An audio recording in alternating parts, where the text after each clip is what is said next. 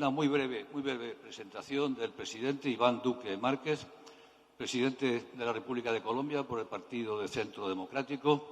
Es un joven político, es evidente, 43 años, si no me equivoco, una suerte, eso se pasa con la edad, pero de momento ahí estoy, es una suerte, abogado, con estudios en el extranjero importantes, en Georgetown, en Harvard. Ha trabajado en organismos internacionales muy relevantes para América Latina, como es la Corporación Andina de Fomento, el Banco Interamericano de Desarrollo, también la ONU, y ha escrito libros, algunos de los cuales me interesan y me han chocado por los títulos tan acertados. Maquiavelo en Colombia, no sé qué hubiera pensado Miranda o Bolívar, buenos ilustrados de esta recuperación de Maquiavelo.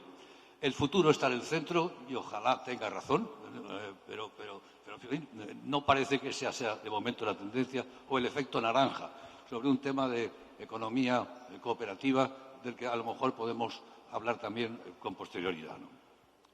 Ha sido senador y fue elegido presidente el 17 de junio de 2018 en segunda vuelta con el 54% de los votos y, si no me equivoco, tomó posesión el día 7 de agosto. Eso quiere decir que lleva en el cargo pues, menos de un año y medio. Y me gustaría, en primer lugar, hablar de Colombia antes de entrar en temas que son los que hemos estado discutiendo aquí sobre América Latina y la posición también de América Latina en el mundo, ¿no? Colombia, en primer lugar, no podemos evidentemente evitarlo. ¿Cómo valora este año y medio? ¿Qué está pasando en Colombia en este momento con todas estas movilizaciones que existen? Esta mañana hemos escuchado el diagnóstico del presidente Pastrana.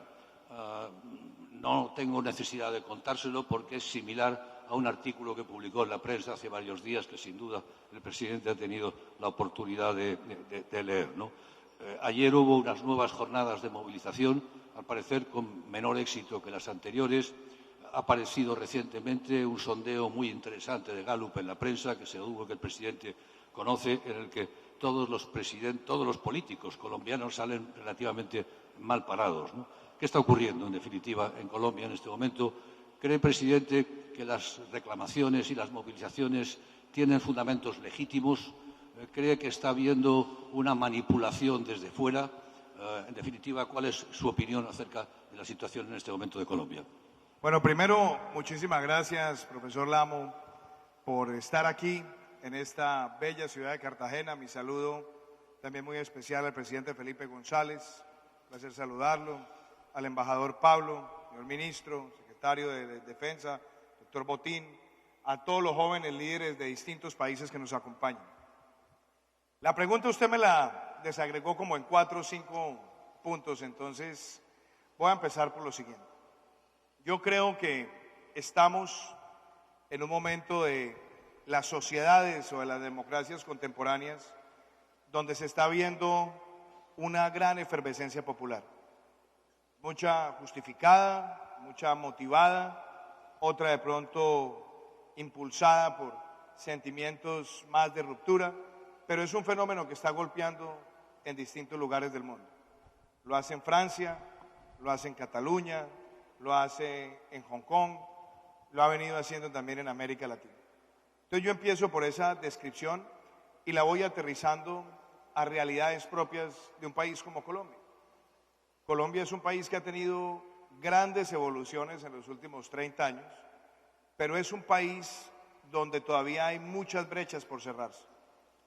Y hay problemas que han envejecido mal y esos problemas han ido generando desespero, preocupación y ameritan también a que la sociedad exprese que quiere que sean resueltos.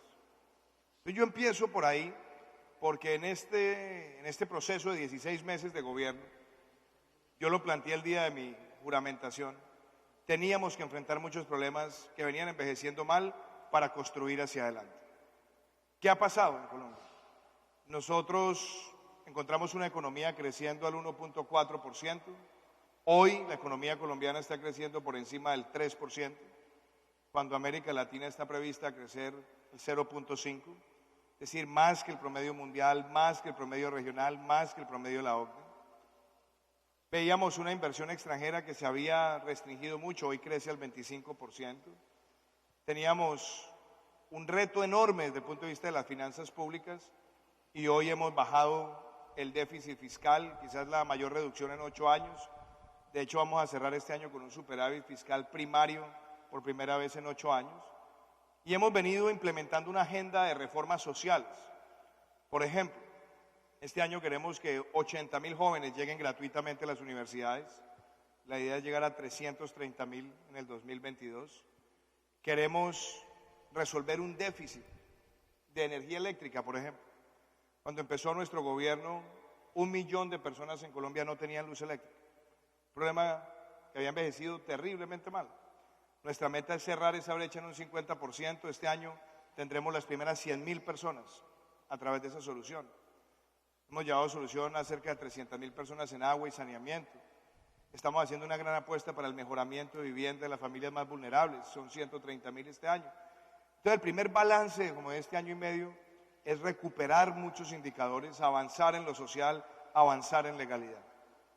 Pero, por supuesto, también estamos enfrentando protestas. Y muchas personas dirán, ¿y qué es lo que las detona? Yo diría que ahí hay una combinación de factores. Por un lado, creo que hay personas que genuinamente están expresando su voz en temas como el medio ambiente, la lucha contra la corrupción, la educación, y eso nos obliga a nosotros a escuchar, a abrir esta gran conversación nacional donde podamos construir colectivamente soluciones. Hay otro grupo de personas que fueron movidas quizás por desinformación y por otras personas que querían detonar odio, aludiendo que se estaban haciendo reformas que no se habían hecho, ni que se estaban presentando. Por ejemplo, que el presidente Duque iba a quitarle las pensiones a las familias más vulnerables. Falso. O que el presidente Duque quería pagarle a los jóvenes por debajo del salario mínimo. Falso. Y son cosas que se han ido desmintiendo. Pero también, por otro lado, hay una ciudadanía que está ávida de participación, que sencillamente quiere elevar su voz, y muchos son líderes jóvenes. Y yo quiero que esa conversación nacional que estamos abriendo sirva para encauzar ese camino. Porque yo creo que hay causas que hoy no deben estar circunscritas al debate anacrónico de izquierda o derecha. Y me refiero particularmente, y con eso cierro, doctor Lamo, al tema ambiental. Me refiero al tema de cómo aumentar la cobertura y la calidad de educación y cómo generamos más empleabilidad para los jóvenes. Entonces, en resumen, está la descripción general, lo que para mí ha representado este año y medio, los retos que tenemos por delante y la oportunidad que queremos abrir de la gran conversación nacional en Colombia.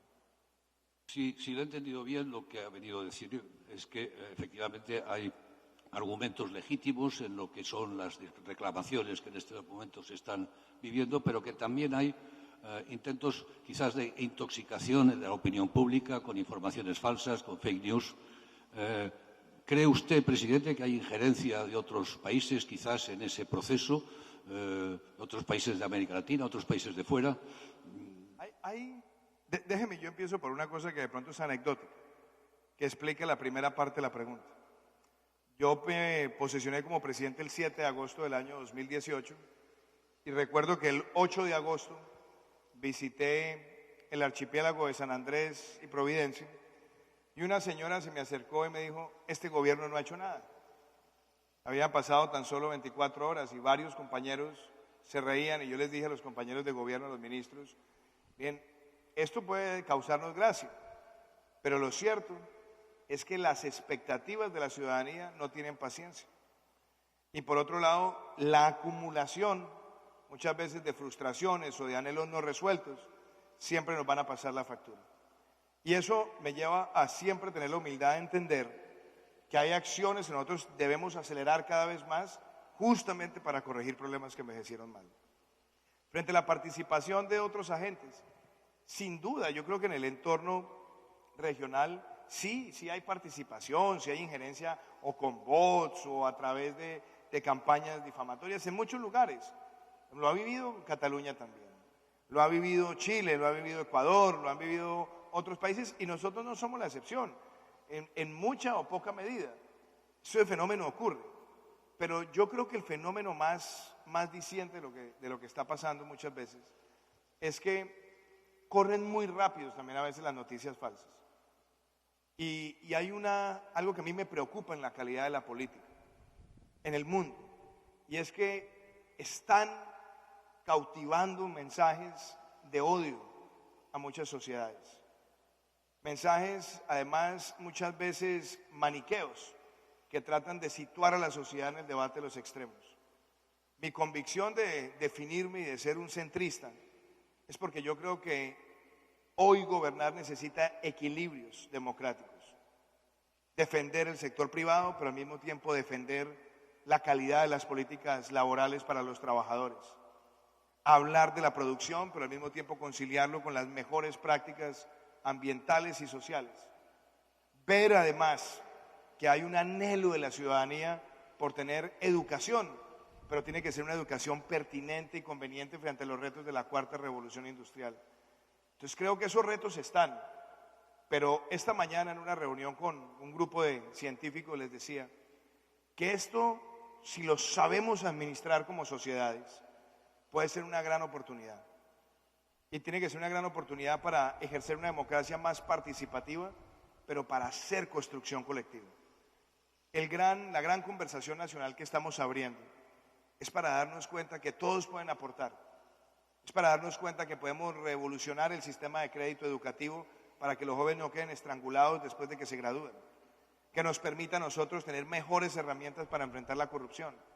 O que inclusive cuando hablamos de medio ambiente podamos todos como sociedad tomar las mejores decisiones para promover las energías renovables, la movilidad limpia, enfrentar los efectos del cambio climático. Yo siento esto como una gran oportunidad y como presidente, de los que marchan, de los que no marchan, de los que protestan, de los que no protestan, lo importante es invitar a toda la sociedad a esa construcción colectiva. Podemos pasar a una visión más amplia de América Latina, como teníamos previsto.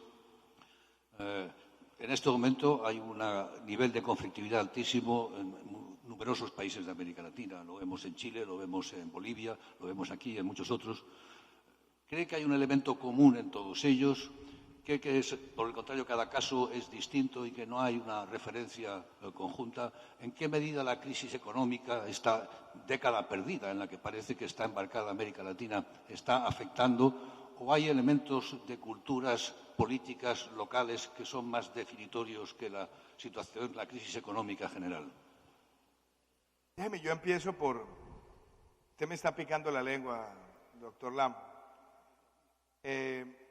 Hace 2 días me llegó un video muy tarde en la noche de un encuentro que hubo en Caracas y estaba haciendo una disertación una líder chilena donde aplaudía el modelo de Venezuela. Y entonces yo me preguntaba, yo decía, bueno, al margen de los temas ideológicos, y uno ve las conquistas que ha tenido Chile, el país con mejor desempeño en el índice de desarrollo humano, un país que ha logrado un ingreso per cápita de más de $15,000, un país que ha ido expandiendo la clase media, un país que tiene una economía de mercado, pero que al mismo tiempo ha ido habilitando más y mejores servicios sociales. Y me preguntaba, ¿cuál es la razón por la cual alguien puede decir que aplaude un modelo de hiperinflación, pauperización, destrucción de las instituciones, fragmentación de la sociedad, fractura de la capacidad productiva? Y yo creo que ese es un debate que hay que tener, porque independientemente de la orientación ideológica, me parece que el debate en torno a la calidad de la democracia sí es relevante. Es demasiado relevante en América Latina. Y es cierto, América Latina ha visto una clase media expandirse, que hoy demanda más, que hoy quiere más oportunidades, que hoy quiere tener más acceso. Y quizás eso pueda detonar frustraciones o angustias. Pero lo más importante que tenemos que preservar es lo que hemos conquistado como sociedades. Cuando yo veo que hay personas que celebran lo que ocurrió en Chile, a mí realmente me afecta. Porque ver un país que se va a tener que gastar más de $4,000 millones solamente reconstruyendo lo que había antes de las protestas, sí nos tiene que a nosotros motivar una reflexión profunda. ¿Qué puede justificar una destrucción masiva de infraestructura? ¿Qué puede justificar la violencia para tratar de reivindicar derechos? Y yo creo que ahí es donde tenemos que situarnos hoy. Reconocer lo que hemos avanzado y reconocer lo que tenemos que avanzar sin destruir los logros que tenemos como sociedades. Y eso amerita una gran calidad de la política y eso amerita también que en el marco de la democracia rechacemos los discursos incendiarios, rechacemos los discursos de los pirómanos que quieren pescar en río revuelto sobre el caos y sobre la destrucción que ellos mismos siembran.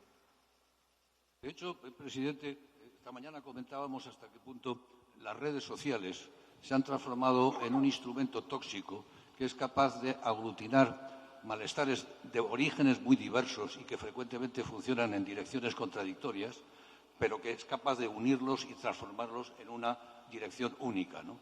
De modo que más que un mecanismo de articulación de la ciudadanía, está transformándose en un mecanismo de desarticulación y de movilización muy negativa, ¿no? ¿Qué opinas sobre eso? Porque eso sí que es un instrumento, es un mecanismo común, no solamente a las protestas que estamos viendo en América Latina, sino en general también a todas, a las que hay en Francia, a las que hay en España, a las que hay en las que hubo con anterioridad en las primaveras árabes, que al final aglutinan proyectos radicalmente contrarios, pero que se transforman en una movilización única en la calle. Y, sin embargo, no son capaces de transformar lo que es una protesta en una propuesta, porque no son mecanismos válidos para elaborar. Hablaba de una conversación, no son mecanismos válidos para una conversación que pueda generar consensos. A mí me parece que esa es una gran pregunta que de pronto nos obliga a mirar tres cosas. Primero, el problema no son las redes sociales per se, porque sería, como diría alguien, dispararle al mensajero. Las redes sociales son un medio. Yo creo que además las redes sociales pueden sacar adelante lo mejor de la democracia directa y lo peor de la democracia directa. Lo mejor porque el ciudadano opina, porque el ciudadano se expresa, porque llega con mensajes directos a quienes toman las decisiones. Y lo peor, porque muchas veces hay opiniones que terminan siendo generadas o inducidas o motivadas por noticias falsas, por exageraciones, por manipulaciones de información. Y eso puede ser también nefasto. Entonces, la respuesta ¿dónde está? La respuesta también está en cuáles son las pautas a partir de las cuales se generan esas conversaciones. Uno ve muchas veces en las redes discursos realmente incendiarios, xenófobos, inclusive sectarios, o los que provocan generar odio de clases o odio entre grupos sociales. Y eso tiene que llevarnos no tanto a la discusión de la regulación, pero llevarnos a la discusión de qué clase de políticos, qué clase de dirigentes tenemos y también qué clase de información es la que sustenta la reacción y la construcción colectiva. Me gusta lo que usted dice. Si nosotros aprovechamos lo mejor que aportan las redes para la democracia directa, pues sin duda alguna será siempre más importante como primera opción la propuesta que la protesta. Y también, si nosotros buscamos sacarle provecho a lo mejor de esa democracia directa, nos tiene que llevar a buscar mecanismos para escuchar mucho más a la sociedad y donde los liderazgos se conectan mucho más directamente con la sociedad. Pero sí veo con preocupación, y lo debo decir, en muchos lugares del mundo, el discurso agresivo, divisorio, es lo que puede haber originado el Brexit. Es lo que puede estar generando un sentimiento separatista en la juventud de Cataluña. Es lo que puede estar llevando a que haya expresiones de violencia en Francia para tratar de legitimar la democracia misma por parte de algunos sectores. O es la misma que en América Latina ha llevado a que en muchos lugares el vandalismo y el pillaje se conviertan en mecanismos de expresión o que terminen siendo capturados por movimientos de extrema. Entonces, para mí, el gran mensaje hoy en medio de esta sociedad digital, y lo miraba hace poco en un libro de Manuel Castells que se llama Ruptura, es cómo nosotros seguimos defendiendo lo mejor de la democracia liberal y aprovechando lo mejor de la democracia liberal, validando las instituciones de la democracia liberal, pero en un ambiente digital mucho más deliberativo. Hablando de democracia liberal, en los últimos meses prácticamente se ha cerrado un intensísimo ciclo electoral en América Latina. Creo que ha habido 17 o 18, no sé, recuerdo en este momento con seguridad, elecciones que se han celebrado todas ellas, salvo el caso de Bolivia, todas ellas con normalidad y sin, aunque en la mayoría de los casos han ganado los partidos que estaban en la oposición. Se ha dado un cambio, ¿no? ¿Cómo valoraría este ciclo electoral y la nueva situación que emerge, donde probablemente existe una mayor divergencia ideológica entre numerosos países? Yo creo que cada elección es distinta, cada país tiene sus circunstancias, cada país tiene sus dinámicas, sus propuestas, sus temáticas. Pero de pronto esto me lleva a una comparación que yo hago en América Latina. Yo creo que hoy los debates no son tanto entre izquierda y derecha, sino entre demagogos y pedagogos.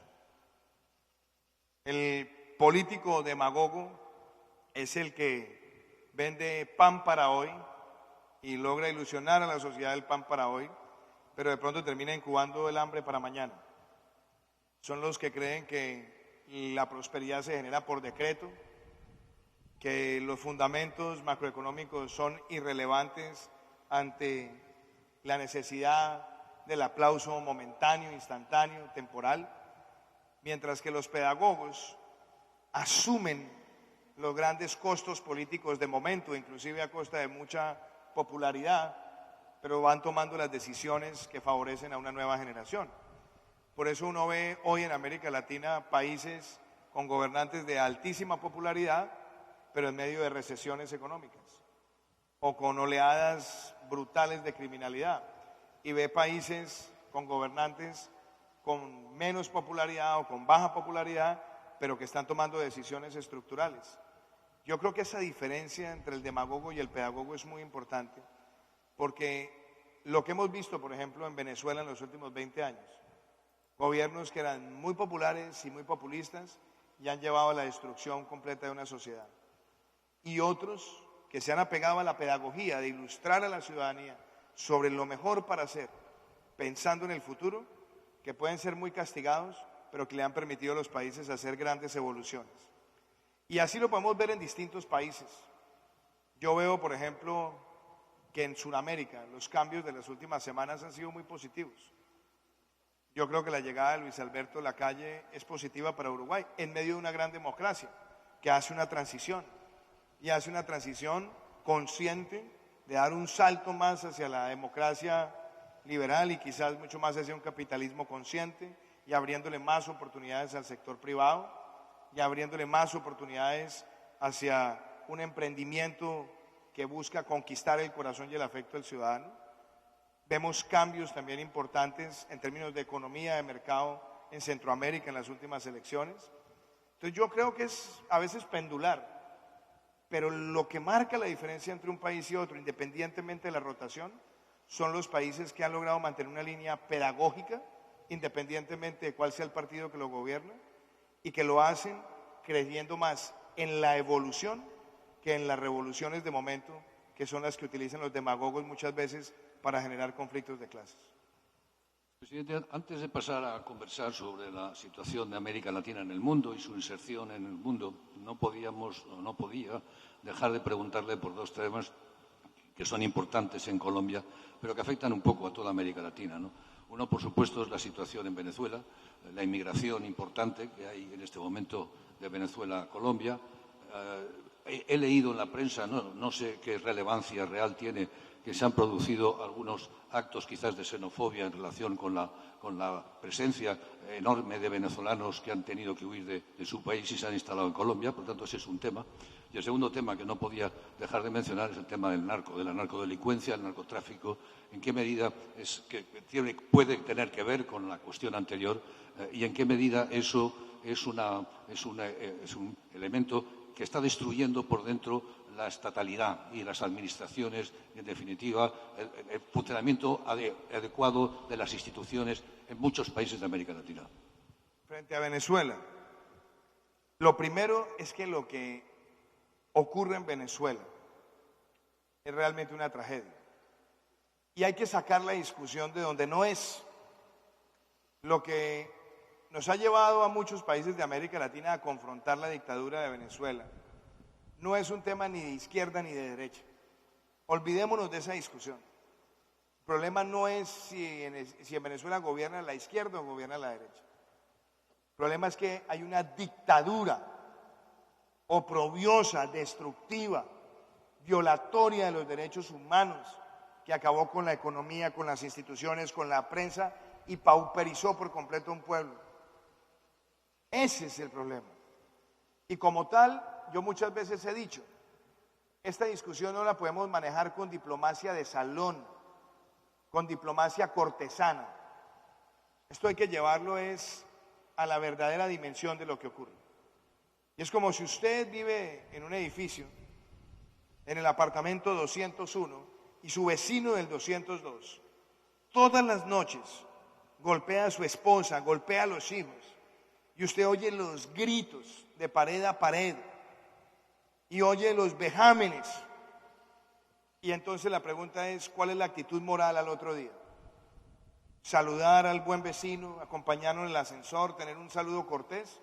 ¿O hay un deber moral trascendente que es denunciar lo que a todas luces es no solamente una ignominia, sino que es reprochable desde todo punto de vista? América Latina por mucho tiempo guardó silencio. Y como diría Martin Luther King, el silencio nos hace cómplices. América Latina guardó muchos años un silencio cómplice mientras estaba desmoronando la democracia y las libertades en Venezuela. La consecuencia es que hoy tenemos 4 millones de venezolanos que han salido del país. 1,5 millones están en Colombia. Eso es más del 3% de nuestra población en menos de 3 años.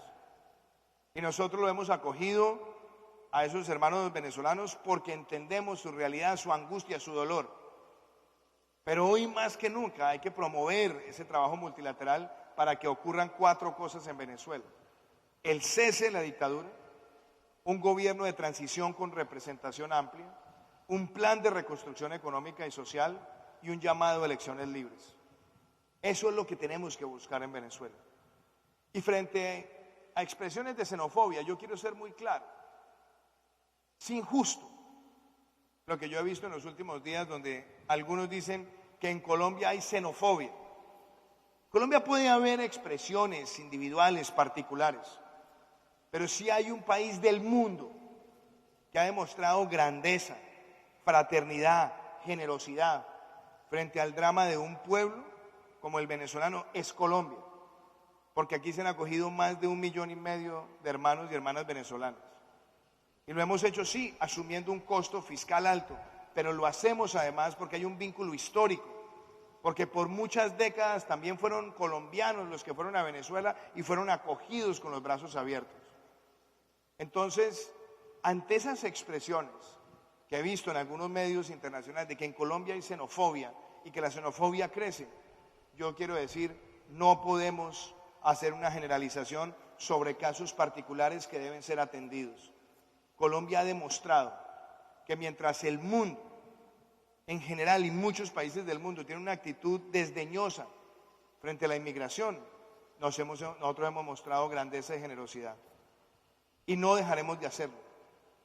Pero también seremos muy claros. Una cosa es el hermano que se acoge en el territorio y otra muy distinta el que viene a Colombia a hacer fechorías, a buscar vandalismo o a hacer pillaje, que serán enfrentados con todo el peso de la ley y serán también sacados del territorio de inmediato. Gracias. Vamos a pasar ahora al tema del papel de América Latina en el mundo, mirándolo hacia el exterior. Y me gustaría preguntarle por si cree, presidente, que tiene la presencia que debería de tener, si está en el nivel que su relevancia demográfica, económica y política tiene. Porque la impresión, al menos desde fuera, es que no es el caso, Le puedo dar 2 datos. Uno, nosotros en el Instituto Elcano, que tengo el honor de presidir, hacemos un estudio, una métrica de la presencia exterior de los países y de las regiones, y para nuestra sorpresa, América Latina, y ya ocurre durante varios años, está justo por encima del África subsahariana y frecuentemente por debajo del Magreb y Oriente Medio, es decir, en una posición muy baja en lo que es la presencia exterior de las regiones, ¿no? Y le puedo relatar una anécdota, y es pública porque me la contó José Borrell, el actual ya alto representante de España para la política exterior, con motivo de los hearings que había tenido en el Parlamento Europeo para su nombramiento. Había tenido que entrevistarse con los portavoces de todos los grupos políticos del Parlamento.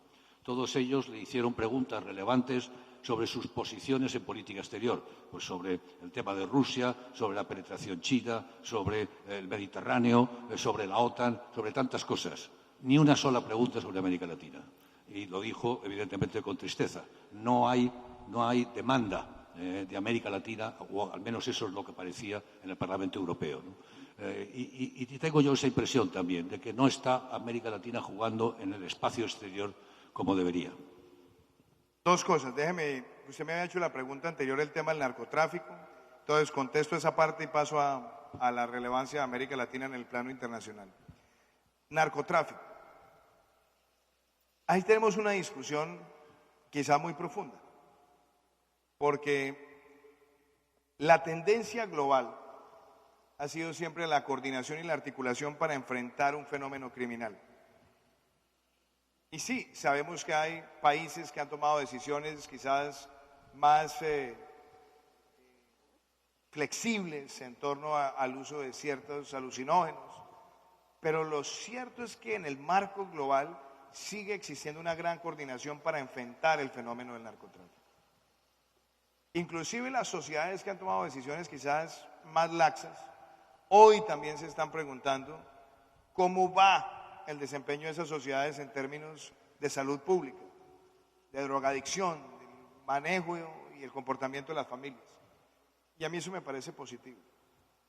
Pero no nos digamos mentiras, el fenómeno criminal es mucho más fuerte que cualquier discusión sobre uno u otro alucinógeno. Hoy en Colombia la gran causa del asesinato de líderes sociales son carteles de la droga, grupos armados organizados que están en el narcotráfico, que están tratando de perseguir líderes que a su vez quieren evitar que las comunidades caigan en sus garras. Y los tenemos que enfrentar con toda la determinación, porque es un cáncer que crece permanentemente si no lo atacamos a tiempo. Colombia había logrado pasar de 180.000 hectáreas de coca en el año 99 a 50.000 en el año 2015. Y entre el 2015 y el 7 de agosto del año pasado, cuando empezó nuestro gobierno, pasó a más de 200.000 hectáreas. Logramos en un año parar ese crecimiento exponencial y una reducción, pero la tarea es muy grande. Y eso implica también fortalecernos en enfrentar el cultivo ilícito con sustitución, con erradicación, con desarrollo alternativo, con pago por servicios ambientales, pero implica también enfrentar la cadena criminal. ¿Dónde están los precursores? ¿Quién los vende? ¿Cómo está la cadena de lavado de activos? ¿Cómo enfrentamos la extinción de dominio? Y yo particularmente creo que en esa causa nadie puede aflojar. Inclusive lo veo, por ejemplo, en el caso con el Reino de España. España a veces ha tomado posiciones un poco más laxas frente a algún tipo de estupefacientes, pero a España hoy es consciente del problema que esto representa para la seguridad nacional y trabajamos muy de la mano y de hecho el embajador sabe, las incautaciones que hacemos de manera articulada son muy relevantes y tenemos que seguir enfrentando esas dos realidades, una realidad quizás más política, más filosófica, más teórica y la práctica de enfrentar ese cáncer que puede generar tanto daño en las sociedades. Frente al tema de América Latina, y yo creo que ahí hay algo interesante, y de pronto déjeme, yo también le pico la lengua a usted, porque el problema que usted escribe de lo que le pasó a Josep Borrell es mucho más complejo. Es que hoy, por ejemplo, al interior de los países de Europa se está desmoronando el europeísmo. Cada vez ganan más espacio los partidos que denigran del europeísmo y que exacerban odios sobre la base de decir que el europeísmo trae desgracias y no beneficios. Y a mí eso me parece grave porque el europeísmo ha sido un referente para la integración regional del mundo. Sin los avances que ha tenido la Unión Europea a lo largo de las décadas, de pronto la Alianza del Pacífico, la CAN, Mercosur, no hubieran tenido un referente importante. Entonces, si eso ocurre en el entorno europeo, ni qué hablar del resto de los países, ni qué hablar de América Latina desde el punto de vista de la preocupación genuina. Pero en la relevancia de América Latina sí es interesante. América Latina es un mercado importantísimo. Las grandes compañías españolas han crecido en las últimas 2 décadas porque han visto en América Latina una oportunidad, sea en minería, en hidrocarburos, en tecnología, en telecomunicaciones, en infraestructura, porque es una región que crece en ingresos, que crece económicamente, que crece la clase media, que tiene un mercado en desarrollo, y entonces esa importancia económica, cuando uno la empieza a mirar individualmente por los países de Europa, uno la nota. Uno ve cómo la inversión extranjera italiana a América Latina sigue creciendo año a año, o la francesa, o la alemana, o la holandesa. Entonces, la relevancia económica, a mi juicio, está. ¿Qué es lo que nos hace falta? Y yo creo que a nosotros también nos falta, como latinoamericanos, una visión regional más articulada. Y eso me lleva a decirle lo siguiente. El comercio intrarregional en América Latina es nada comparado con otros bloques. El 20%, en Asia es el 40 y tantos %. Y en Europa ni hablar. Entonces, en el caso nuestro, cuando es apenas el 20%, a nosotros nos tiene que hacer un llamado. En la medida en que nosotros nos fortalezcamos más como región, más relevantes seremos en la forma como aproximamos la política exterior. Y lo digo por la Alianza del Pacífico, donde nosotros estamos con Perú, con Chile, con México. Y eso nos ha dado a nosotros la posibilidad de tener un mejor relacionamiento en política exterior. Y cierro con esto. América Latina hoy tiene que identificar un discurso común. Y para mí el discurso común está empezando a tomar forma en la defensa de la democracia con el Grupo de Lima, con Prosur, con la Organización de Estados Americanos.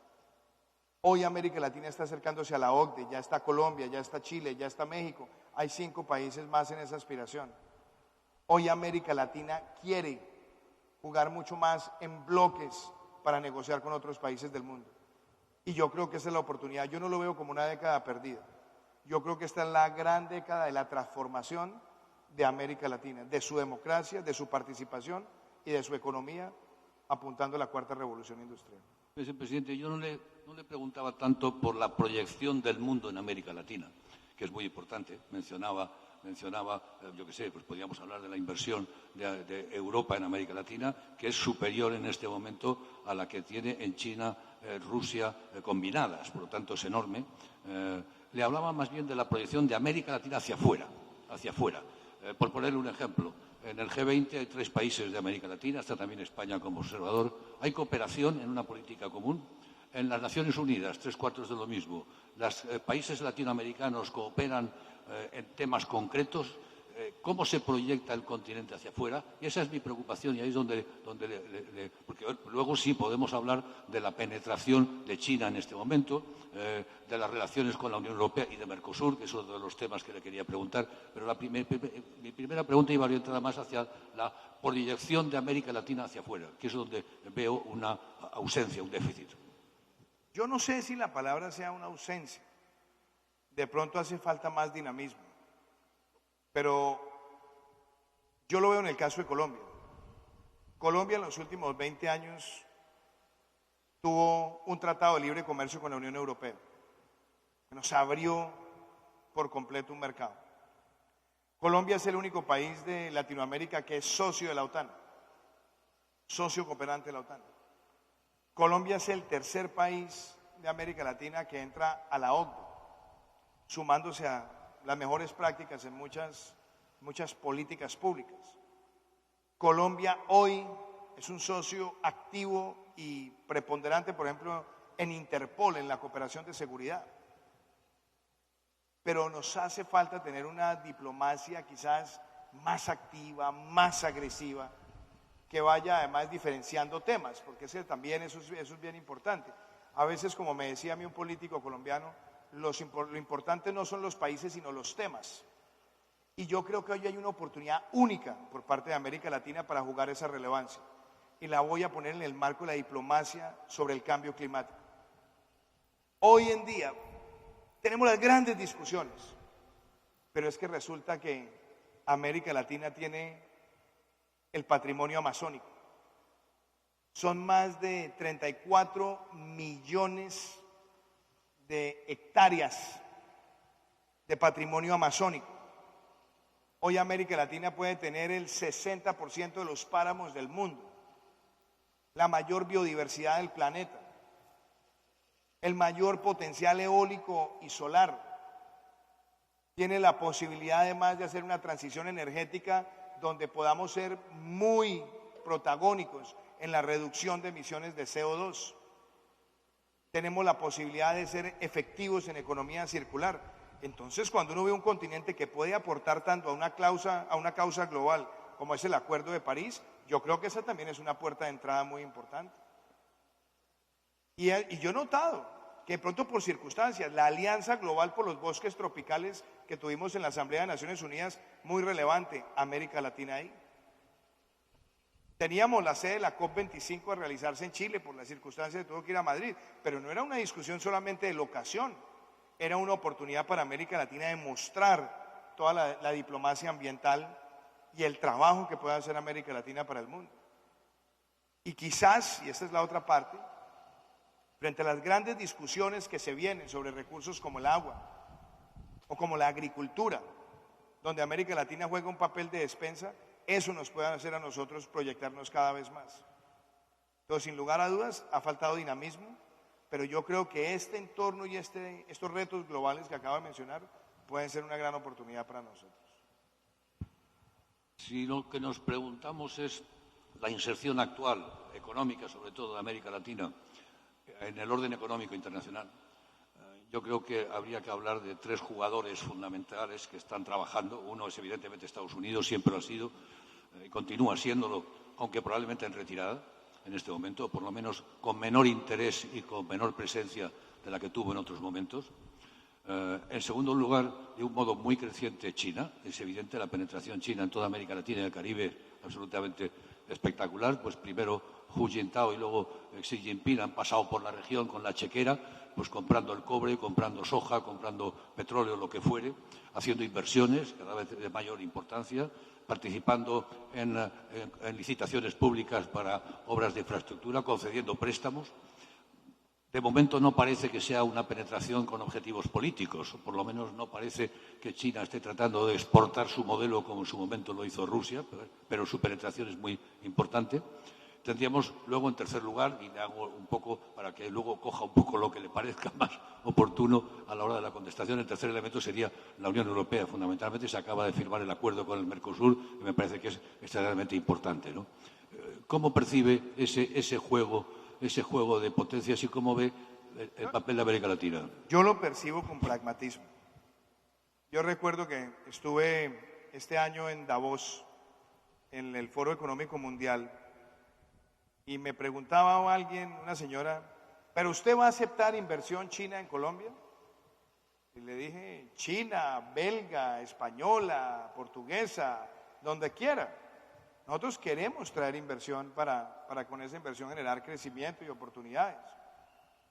Entonces ahí nosotros en América Latina no podemos mirar esta relación del comercio como si fuera un tema de un mundo bipolar como el de los años 80. Entre otras cosas porque inclusive ahora en el marco de lo que llaman las guerras comerciales, pues lo cierto es que China es el principal socio comercial de los Estados Unidos como país. Es el segundo después de la Unión Europea, pero como país es el número uno. Y con la gran mayoría de países de América Latina o es el número uno o es el número dos. De pronto habrá excepciones donde sea el número tres, pero es el papel que se ha generado en la última década. Y a diferencia, por ejemplo, de los Estados Unidos, donde teníamos un mercado más cercano y donde la gran mayoría de países compensábamos de pronto el déficit comercial porque teníamos más inversión extranjera directa, lo cierto es que el déficit comercial con China para la gran mayoría de países es cada año más grande. Y eso obliga a los países de América Latina a no ser indiferentes y a tratar de buscar oportunidades de mercado en China, y eso obviamente le va dando a China mayor relevancia. Pero al mismo tiempo, vemos una oportunidad donde China puede jugar un papel trascendental en la inversión extranjera directa. Doy dos ejemplos. Hoy es una compañía china la que va a construir el metro de Bogotá, que acaba de ganar ese proceso licitatorio. Hoy vemos, por ejemplo, una vía muy importante que era Neiva, Mocoa, Santana, en el sur del país. Era un concesionario europeo, el concesionario incumplió, llegó una compañía china, compró el contrato con una oferta vinculante y lo va a desarrollar. Proyectos de infraestructura de cuarta generación. Y nosotros, como país, tenemos que abrir las puertas para que llegue esa inversión, sea de donde sea. Ahora, el reto grande que tiene América Latina, por ejemplo, frente a China, es que nosotros sí necesitamos abrir continuamente mercados. En el caso de Colombia es un déficit comercial de más de 4.000 millones de dólares. Y si nosotros no abrimos mercados, le vamos a restar oportunidades a nuestro país. Y obviamente esto también genera presión frente a los Estados Unidos. Porque Estados Unidos hoy toma unas decisiones de carácter comercial pensando en su realidad, pero pueden tener unas repercusiones también colaterales en América Latina y en otros países emergentes. Ahí nos toca a nosotros también fortalecer esa diplomacia comercial con los Estados Unidos y lo que decía ahora, profesor Lamo, el comercio intrarregional, la diversificación de las exportaciones hacia Europa, la diversificación hacia otros destinos de Asia, porque América Latina no puede quedar prisionera de una confrontación comercial, porque si no será el principal perjudicado. Casi la práctica totalidad no, pero un porcentaje muy alto de esas exportaciones, como sabe el presidente, son minerales, hidrocarburos y productos agrícolas y ganaderos.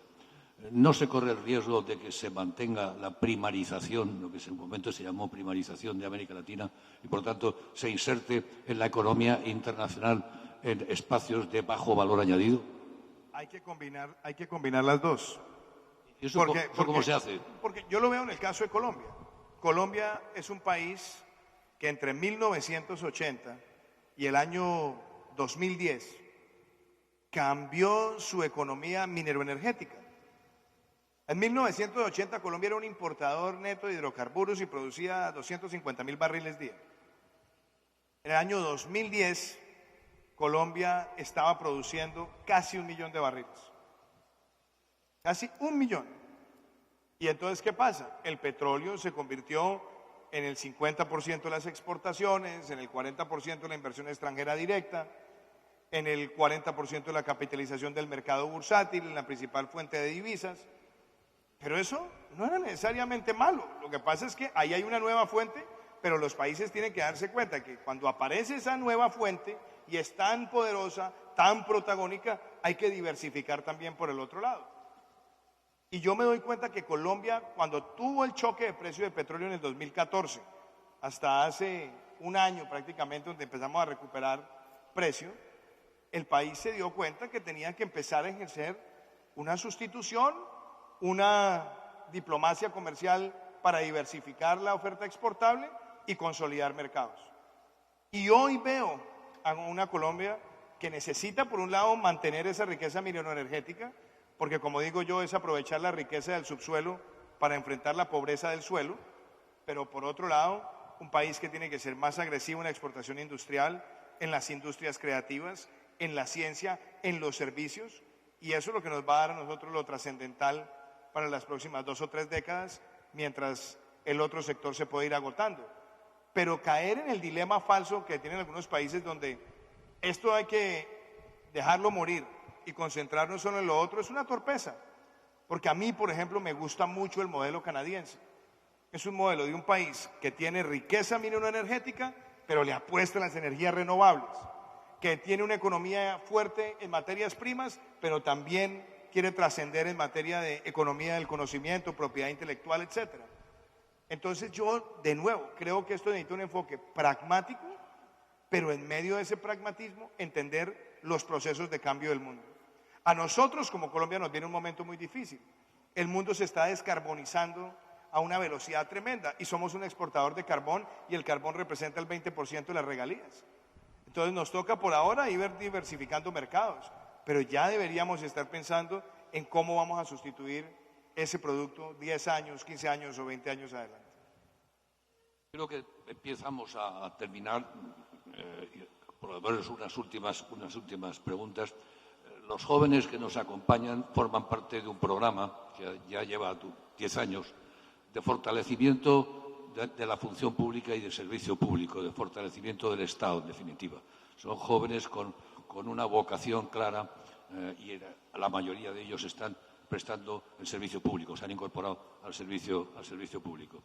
Y esta mañana hablábamos justamente, y yo recordaba al gran politólogo argentino Guillermo O'Donnell, cuando decía que el gran problema del Estado latinoamericano era que era un Estado débil, era un Estado que carecía de recursos, entre otras cosas, recursos fiscales, y que, por lo tanto, era un Estado deficiente. Como presidente, ¿qué podría decirnos en esa línea? ¿Cómo anime a los jóvenes a que continúen en la tarea que ya han empezado? Déjeme, yo le digo algo relacionado con ese ímpetu de la juventud que quiere entrar al servicio público y mostrarle un comparador entre España y Colombia, que muestra las realidades y los retos institucionales. España y Colombia tienen más o menos, la misma población. Vamos a decir 48, 50 millones de habitantes. Tienen más o menos la misma población económicamente activa. Más o menos la misma población ocupada, cerca de 22 millones de personas. ¿Cuántas personas declaran renta en España? Más de 18 millones. En Colombia, menos de 3 millones. ¿Cuántas personas se aportan a la seguridad social en España? Más o menos 19 millones de personas. En Colombia, menos de 8 millones. España tiene un ingreso per cápita hoy que puede estar por encima de los $30.000. Colombia está por el orden de los 7.000. Entonces la pregunta que nosotros nos hacemos es, ¿cuánto le va a tardar a un país como Colombia llegar a tener ese ingreso per cápita? Nos tardaría 100 años creciendo al 1%. O nos tomaría 2 décadas creciendo al 6 o 7%. Nuestra meta colectiva para transformar a la sociedad es que Colombia se vuelva un país de ingreso alto. Y hay que hacerlo rápido. Y eso necesita la sumatoria de 3 grandes protagonistas. El mercado, el emprendimiento, los innovadores, los científicos, los que están en la transformación productiva, por un lado. Por otro lado, sí, los trabajadores bien formados, bien preparados, más productivos. Pero por el otro lado, un Estado también bien preparado, con servidores públicos bien formados que entiendan las realidades de los dos sectores y por esa vía impulsar la gran agenda de reformas, la gran agenda de progreso. Cuando yo veo jóvenes que quieren ver el servicio público como un camino, realmente me motivo. Y yo lo que espero en este gobierno es empezar a hacer esa transición generacional, donde le abramos más oportunidades a la juventud para que en los distintos sectores que deben ser aceleradores de ese crecimiento, tengamos el impacto rápido que queremos. Y yo lo veo con todos los que están acá, y quizás hace 15 años o 20 años estaría yo sentado allí. Y yo les podría decir a todos, no es solamente la participación en el sector público. Quizás la invitación más grande que les quiero hacer es a hacer política, a ganarse el corazón y la conciencia de los ciudadanos con sus discursos, con sus propuestas, con sus apuestas. Porque a veces tenemos un gran divorcio, doctor Lamo. Tenemos mejores servidores públicos y mejor tecnocracia que políticos. Y hoy se necesita tener la misma calidad que tenemos en la ciencia, en la tecnología, en el emprendimiento, tenerla en la política, no solamente en la administración del Estado. Y esa será quizás la invitación más grande. Y yo tengo además claro que después del año 2022, después del 7 de agosto del 2022, mi sueño es crear acá en Colombia una escuela de gobierno para llegar a las regiones más profundas de este país y formar políticos y dirigentes que ayuden a construir ese país de ingreso alto que queremos para las próximas décadas. Pues, presidente, se nos ha acabado el tiempo. Muchísimas gracias. Ha sido, yo creo, una conversación muy completa. Hemos cubierto el objetivo. Muchas gracias, presidente.